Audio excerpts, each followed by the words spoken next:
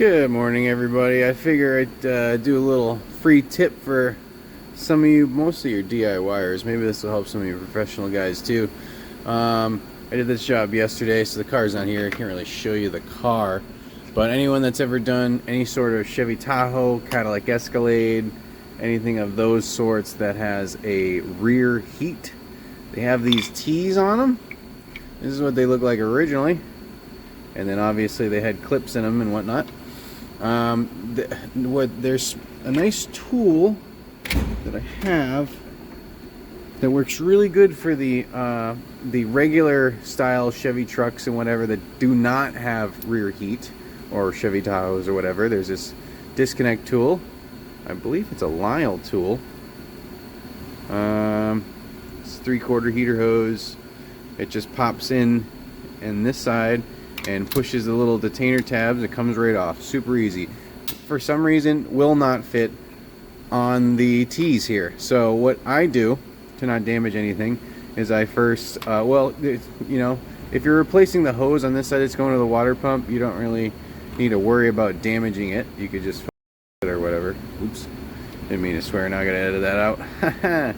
But if you're trying to reuse it, like on this one, I take a saw of some sort and I cut it off where I'm not going to damage it, so I can deal with the heater hoses elsewhere, because this side attaches to the heater hose going to the water pump, this side's going to the heater core, and this side's going to the back for the second heat, and then I can get those out of the way.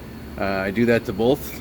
Obviously you can see they're at little different angles because of where they're located.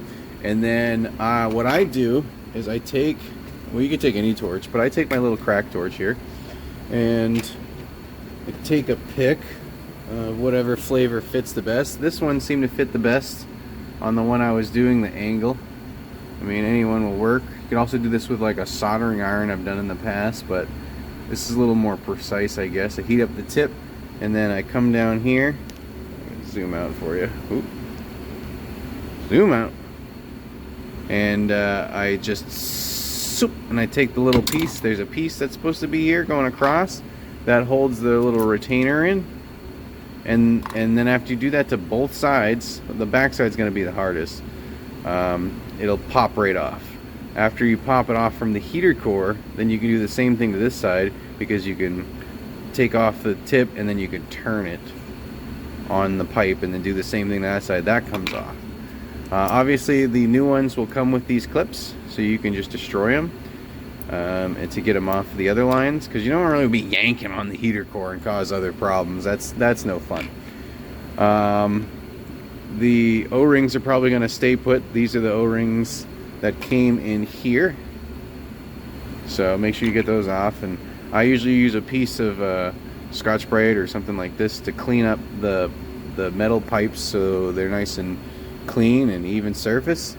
And then for me, on the heater hose side, sorry, I guess it's still a heater hose side going to the water pump, there's 2 O-rings in each side, 4 altogether, and I replace those as well with nice matching sets that are gonna work great. And then I brush test it at the end.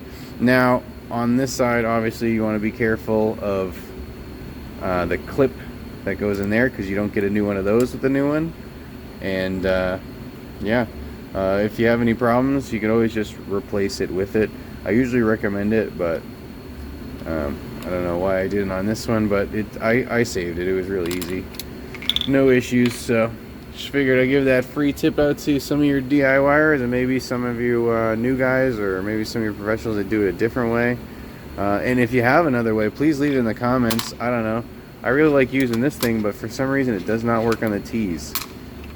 I've never been able to get these off without destroying them. So if I'm doing a heater core or doing whatever, I need to get new ones. They're pretty inexpensive. So, and we got them from General Motors, from the dealer, but I do think that Dorman does make a set. I don't know if they're good. I don't know if they leak. You can be your own judge on that. Especially since to remove it, you're gonna have to destroy it anyways. So I don't know. I only want to do it once, to be honest with you. And that's my story. So thanks for watching. Have a great day.